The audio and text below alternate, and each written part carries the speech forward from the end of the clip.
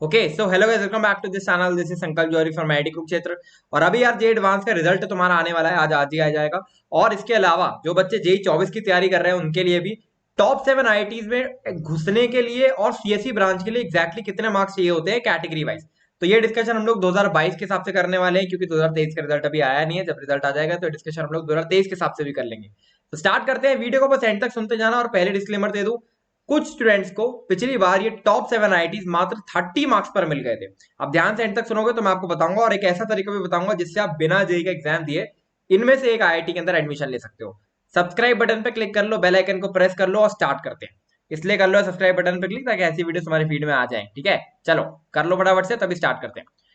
अब बात करते हैं सबसे पहले इंडिया का top IIT, IIT Madras. IIT Madras में अगर आपको सीएसई ब्रांच चाहिए था 2022 के अंदर, तो 175 मार्क्स आपको स्कोर करने थे। जनरल कैंडिडेट की पहले बात करेंगे, एक एक कैटेगरी की बात करते जाएंगे और फिर देखते जाएंगे कितने मार्क्स चाहिए थे उन्हें।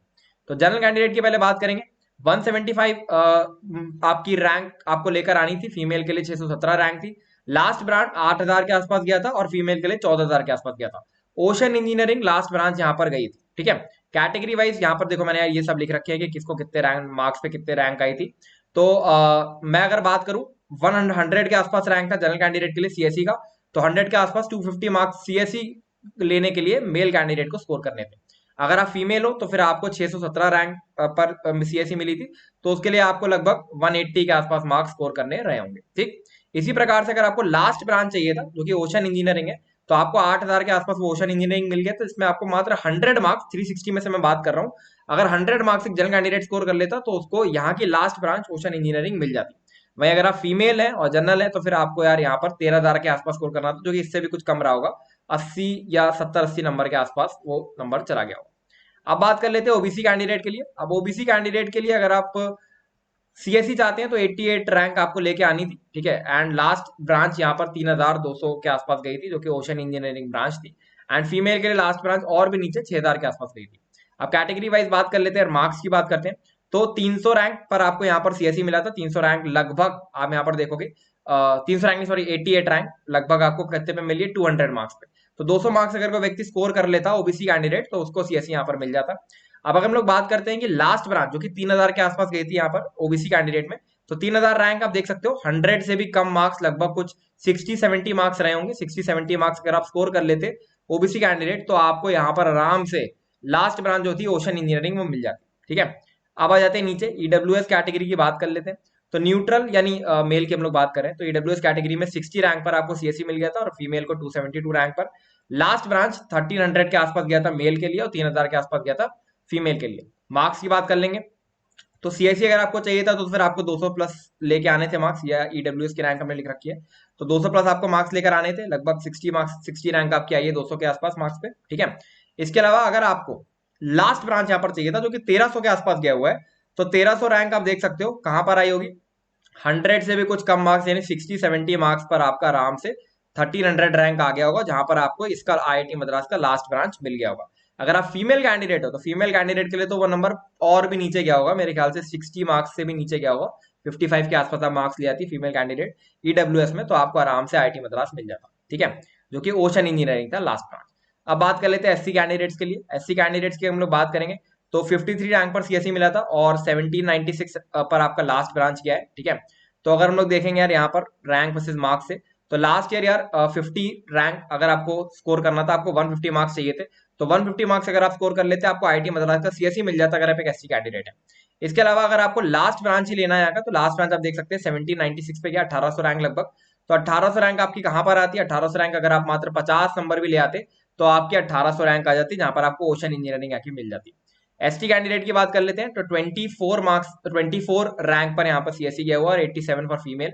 ठीक है, तो अगर मार्क्स वाइज बात करेंगे तो मार्क्स वाइज आप यहाँ पर आप देख सकते हो 24 रैंक कहां पर आई होगी, लगभग 150 मार्क्स पर देखो 10 रैंक आ गई थी एसटी कैंडिडेट की। तो इससे भी कम 130 के आसपास आई होगी 24 रैंक। और अगर आपको यहाँ का लास्ट ब्रांच चाहिए था तो 901 यानी 1000 के आसपास आपको रैंक चाहिए थी। 1000 रैंक आपकी कितने नंबर पर आई होगी, लगभग लगभग लगभग 40 से भी कम, कुछ 35 मार्क्स पर आपकी आ गई होगी। 35 मार्क्स एक एसटी कैंडिडेट अगर स्कोर कर लेता तो उसको आराम से आईआईटी मद्रास मिल रहा था। ठीक है, पीडब्ल्यूडी के लिए ये रैंक्स है, बट यहाँ पर मार्क्स प्रिडिक्ट करना थोड़ा सा मुश्किल होता है हर साल, और इसके मार्क्स का डेटा भी इतना ज्यादा अवेलेबल था नहीं हम पे, तो वो आप देख सकते हो। अब आगे बढ़ते हैं। अच्छा, यहाँ पर मैंने पीडब्ल्यूडी की बात करी तो जनरल पीडब्ल्यूडी की बात करी है, एससी पीडब्ल्यूडी, एसटी पीडब्ल्यूडी, अलग अलग कैटेगरीज होती हैं, तो उसका कट ऑफ फिर आप वेबसाइट पर देख सकते हो। और एक चीज और, आईआईटी मद्रास में आप अगर डायरेक्टली पढ़ना चाहते हो तो मैं आपको एक चीज बता देता हूँ। आईआईटी मद्रास का एक प्रोग्राम है BSc in electronic system program, ठीक है।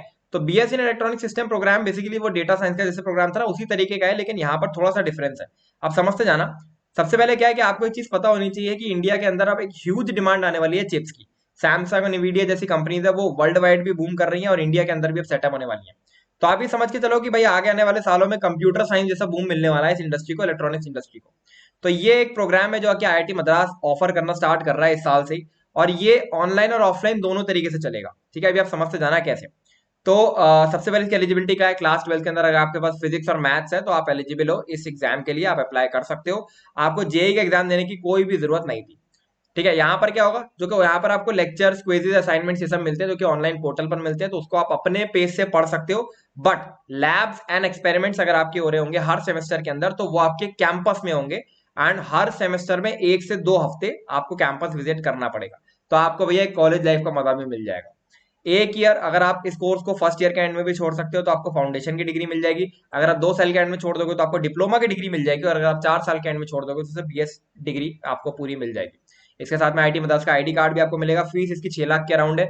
इसके में रिबेट की भी चीजें हैं, उसके लिए इन्फॉर्मेशन के लिए मैं लिंक डिस्क्रिप्शन में दे दूंगा, आप फटाफट से जाकर इसमें अप्लाई कर लो अगर आपका ड्रीम है आईआईटी में पढ़ना। अगर आपका जेड में अच्छा रैंक नहीं आया है, 25 जून इसका लास्ट डेट है अप्लाई करने का, लिंक डिस्क्रिप्शन में पड़ा हुआ है, आप अप्लाई कर सकते हो, ठीक है। एक अच्छी चीज लगी थी तो मैंने आपको बता दी। अब बात कर लेते हैं आईआईटी बॉम्बे की। अब आईआईटी बॉम्बे में देखो कंप्यूटर साइंस ब्रांच तो जनरल कैंडिडेट की पहले बात करते हैं, 61 रैंक पर गया हुआ है, ठीक है। एंड लास्ट ब्रांच आपका 3700 के आसपास गया हुआ है। अब अगर मार्क्स के हिसाब से बात करेंगे तो मार्क्स हिसाब से आप देख लो, जनरल रैंक 61 वही आया होगा यार, 61 रैंक 250 से ऊपर मार्क्स पर आया होगा, ठीक है। तो 250 से ऊपर एक जनरल कैंडिडेट को सीएससी मिलता। अगर आप एक ओबीसी कैंडिडेट हो तो सीएससी के लिए आपको कितने मार्क्स चाहिए थे, 51 आपकी रैंक आनी चाहिए थी। 51 रैंक ओबीसी में देख लो कितने पे आई है, 250 पे आई है लगभग, ठीक है। तो 250 मार्क्स ओबीसी को भी चाहिए थे। उसी प्रकार से अगर एक ईडब्ल्यूएस कैंडिडेट है तो उसको 18 रैंक पर सीएससी मिला था। तो 18 रैंक आप देख सकते हो 250 से भी ऊपर मार्क्स पर, 250 से भी ऊपर मार्क्स ईडब्ल्यूएस कैंडिडेट को भी चाहिए थे, ठीक है। अब अगर आप एक एससी एसटी कैंडिडेट हो, ठीक है, एससी एसटी कैंडिडेट हो तो एससी कैंडिडेट के लिए देख लो 23 रैंक आपको चाहिए थे अगर आपको सीएससी चाहिए, और 23 रैंक एससी कैंडिडेट में आप देख सकते हैं कितने पर आई है, कितने पर आई है, लगभग लगभग आपको 200 से कम कुछ 175 मार्क्स यहाँ पर आई होगी, 175 मार्क्स आपको चाहिए थे। तो आपको आराम से यहाँ पर आईआईटी बॉम्बे के अंदर क्या कंप्यूटर साइंस मिल जाती है 175 मार्क्स पर, ठीक है। अगर आप एक एसटी कैंडिडेट है तो एसटी कैंडिडेट के लिए 9 रैंक पर, 9, और फीमेल के लिए तो और भी नीचे था, 9 रैंक पर, तो 9 यानी लगभग वही 150 मार्क्स पर अगर आप 150 मार्क्स स्कोर कर लेते आउट ऑफ 360 इन एडवांस तो you would get your IIT Bombay का कंप्यूटर साइंस, ठीक है। तो ये कंप्यूटर साइंस का क्राइटेरिया था। लास्ट ब्रांच का क्राइटेरिया आप देख सकते हो, लास्ट ब्रांच जनरल कैंडिडेट के लिए 3783 फॉर मेल, फीमेल के लिए और भी नीचे है। तो 3783 रैंक कितने मार्क्स पर आ गई थी आप देख सकते हो, लास्ट ईयर 3783 रैंक आपकी अराउंड 120 मार्क्स पर आ गई थी। और अगर आप फीमेल है तो आपको 100 मार्क्स चाहिए थे, 8000 के आसपास रैंक। इसी हिसाब से अगर आप देख सकते हो ओबीसी कैंडिडेट की लास्ट ब्रांच 2075 ओबीसी रैंक पर गई है, ठीक है। तो 2075 ओबीसी रैंक देख सकते हो कितने मार्क्स पर आई है, 50 से ऊपर को 60-70 यहाँ पर लाया कर रहा होगा, क्योंकि 1600 देख सकते हो 100 मार्क्स पर है, एंड तो 60-70 मार्क्स पर आपकी आ गई होगी। इसी प्रकार से ईडब्ल्यूएस 793 रैंक पर आपको यहाँ पर जो है वो आईआईटी बॉम्बे का लास्ट ब्रांच मिल गया था। कौन सा लास्ट ब्रांच है, मेटलर्जी की मैं यहाँ पर बात कर रहा हूँ। 793 रैंक देख सकते हो कितने पर आ गई होगी, लगभग लगभग लगभग 100-120 नंबर पर आई होगी, ठीक है। तो ईडब्ल्यूएस वालों के तो भाई कट ऑफ ऊपर ही जाता है थोड़ा। एससी कैंडिडेट 1000 रैंक पर लास्ट ब्रांच, तो 1000 रैंक देख सकते हो एससी कैंडिडेट को कहां पर आई हुई है, 1000 रैंक अराउंड अराउंड यहां पर देख सकते हो 35 मार्क्स अगर आप ऑन एन एवरेज स्कोर कर लेते हैं एससी कैंडिडेट तो आपको आराम से 35 नहीं, सॉरी, तो एसटी का देख लिया मैंने, 35 मार्क्स नहीं, यहाँ पर आपको अराउंड 60 मार्क्स अगर आप स्कोर कर लेते तो आपको आराम से आईआईटी बॉम्बे मिल जाता, ठीक है।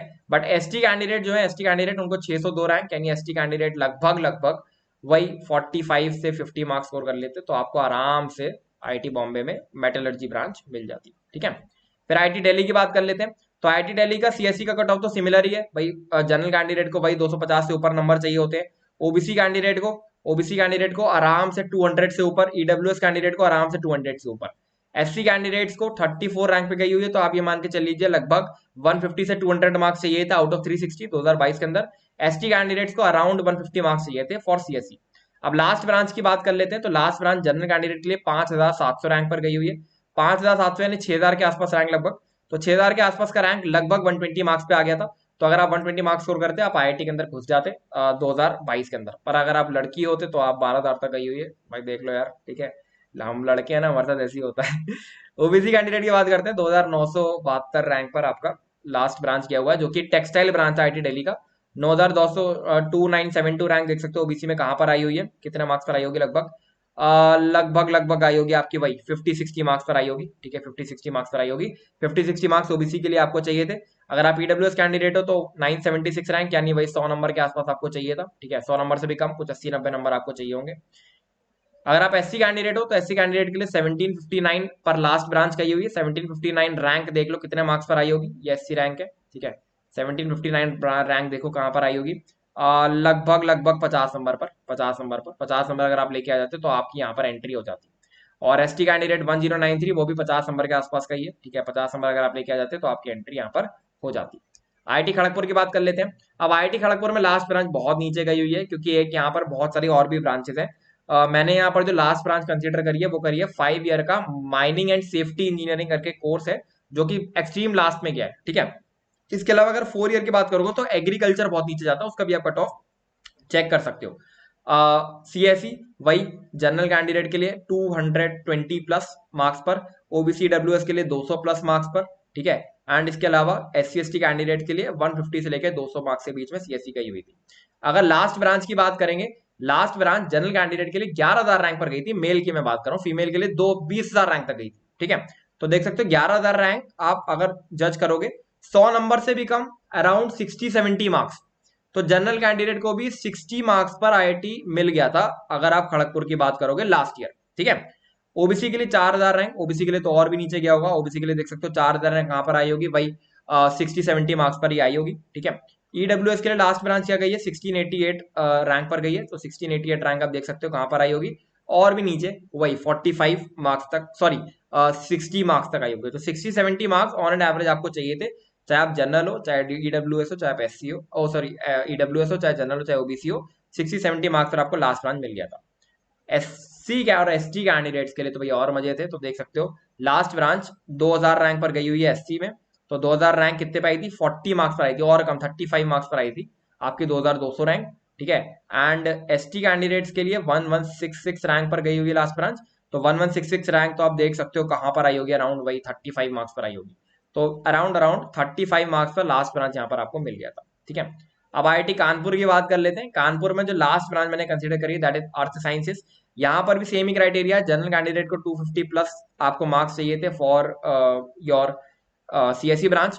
कम चाहिए थे 200 से 250, 250 प्लस तो नहीं किया होगा, 200 से 250। ओबीसी डब्ल्यूएस को भी यार अराउंड 200 नंबर ही चाहिए थे, ठीक है। एंड एससी एसटी कैंडिडेट्स को, एंड पीडब्ल्यूडी कैंडिडेट्स का तो अलग रहता है थोड़ा, बट एससी एसटी कैंडिडेट्स को 150 के आसपास मार्क्स चाहिए थे। अब देख लो लास्ट ब्रांच का, देख लो यार लास्ट ब्रांच में खेल होता है यहाँ पे। लास्ट ब्रांच 9614 रैंक पर गई हुई है, जो कि आपकी लगभग 100 नंबर पर आ गई थी फॉर जनरल कैंडिडेट, ठीक है। ओबीसी के लिए 4513 पे गई है, जो 60 से 70 मार्क्स पर आ गई थी आराम से।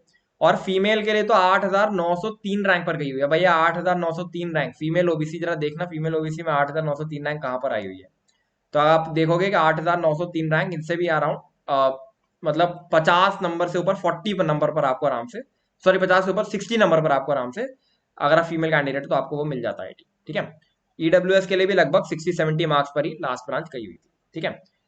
एससी एसटी कैंडिडेट्स की बात कर लेते हैं। तो यहाँ पर एससी कैंडिडेट के लिए लास्ट ब्रांच 2826 रैंक, कितने रैंक पर, कितने मार्क्स पर आई होगी देख लो, 40 मार्क्स के लगभग, 40 मार्क्स के अराउंड, ठीक है।